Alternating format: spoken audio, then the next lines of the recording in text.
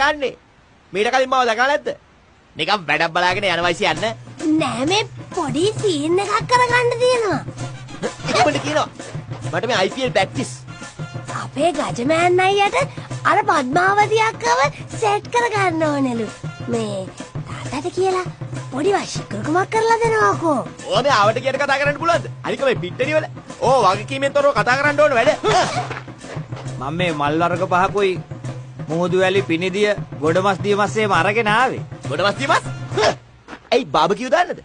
ඔය ටික විසිකලා දානවා. ගිහලා තාත්තත් එක්ක කතා කරමු. යන්. හුංගා. විසිකලා නෑනේ යන්. ඕ මහත පලාගෙන වරන්